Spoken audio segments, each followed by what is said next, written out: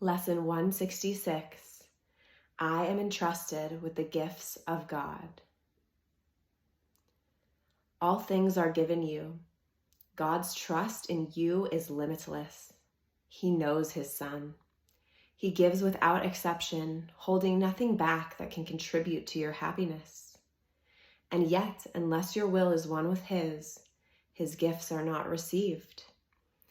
But what would make you think there is another will than his?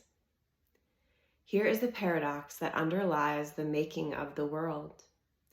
This world is not the will of God, and so it is not real. Yet those who think it real must still believe there is another will, and one that leads to opposite effects from those he wills. Impossible indeed, but every mind that looks upon the world and judges it as certain, solid, trustworthy, and true, believes in two creators, or in one himself alone, but never one in God.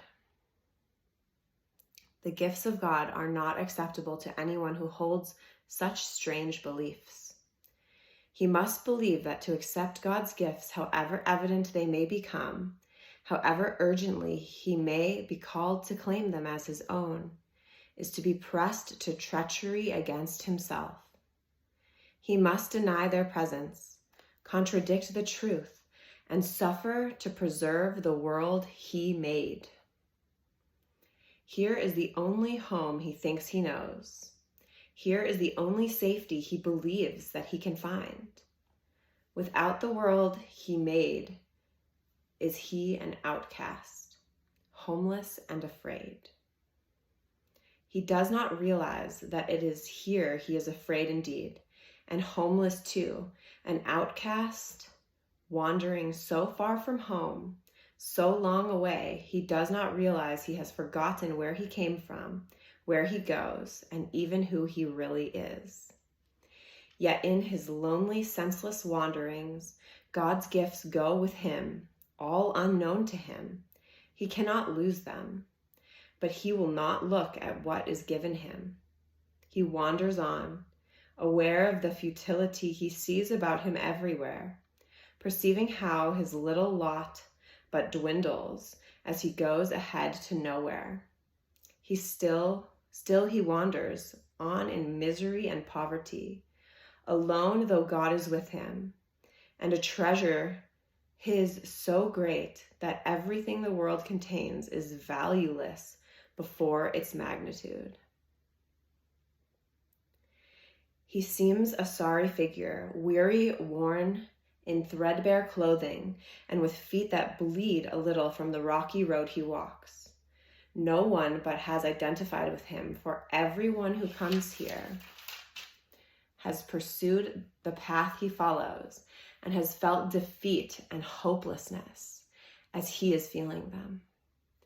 Yet is he really tragic when you see that he is following the way he chose and need but realize who walks with him and open up his treasures to be free? This is your chosen self, the one you made as a replacement for this reality. This is the self you savagely defend against all reason, every evidence and all the witnesses with proof to show this is not you. You heed them not. You go on your appointed way, with eyes cast down, lest you might catch a glimpse of truth and be released from self-deception and set free. You cower fearfully lest you should feel Christ's touch upon your shoulder and perceive his gentle hand directing you to look upon your gifts. How could you then proclaim your poverty and exile? He would make you laugh at this perception of yourself. Where is self-pity then? And what becomes of all the tragedy you sought to make for him whom God intended only joy? Your ancient fear has come upon you now, and justice has caught up with you at last. Christ's hand has touched your shoulder, and you feel that you are not alone. You even think the miserable self you thought was you may not be your identity. Perhaps God's word is truer than your own. Perhaps his gifts to you are real. Perhaps he has not wholly been outwitted by your plan to keep his son in deep oblivion and go the way you chose without yourself. God's will does not oppose, it merely is. It is not God you have imprisoned in your plan to lose yourself. He does not know about a plan so alien to his will. There was a need he did not understand, to which he gave an answer. That is all. And you who have this answer given you have need no more of anything but this. Now do we live, for now we cannot die. The wish for death is answered, and the sight that looked upon it now has been replaced by vision, which perceives that you are not what you pretend to be.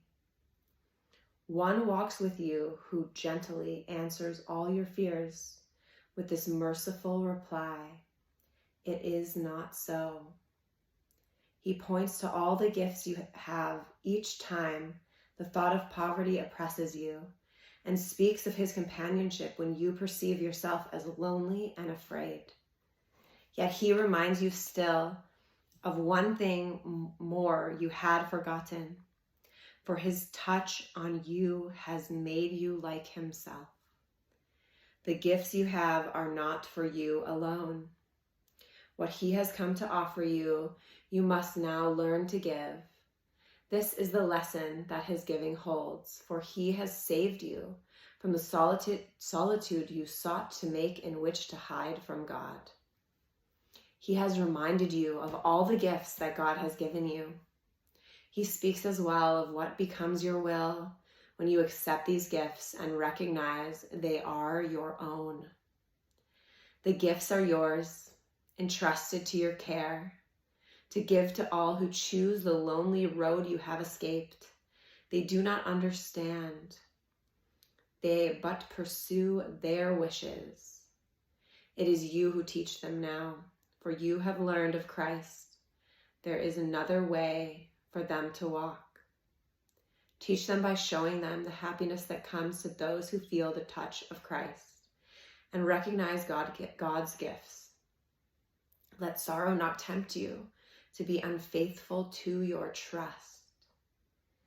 Your sighs will now betray the hopes of those who look to you for their release. Your tears are theirs. If you are sick, you but withhold their healing. What you fear but teaches them their fears are justified. Your hand becomes the giver of Christ's touch. Your change of mind becomes the proof that who accepts God's gifts can never suffer anything. You are entrusted with the world's release from pain. Betray it not. Become the living proof of what Christ's touch can offer everyone. God has entrusted all his gifts to you. Be witness in your happiness to how transformed the mind becomes, which chooses to accept his gifts and feel the touch of Christ. Such is your mission now. For God entrusts the giving of his gifts to all who have received them. He has shared his joy with you, and now you go to share it with the world.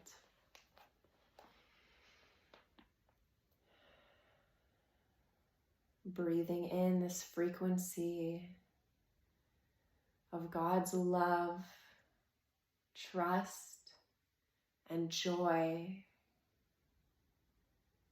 in the knowing that salvation is at hand so that we can go forth and bring this salvation to all our brothers. Focusing this intention from the heart space up to the Christ center, the seat of consciousness at the spiritual eye. Let's repeat the exercise together. I am entrusted with the gifts of God. I am entrusted with the gifts of God.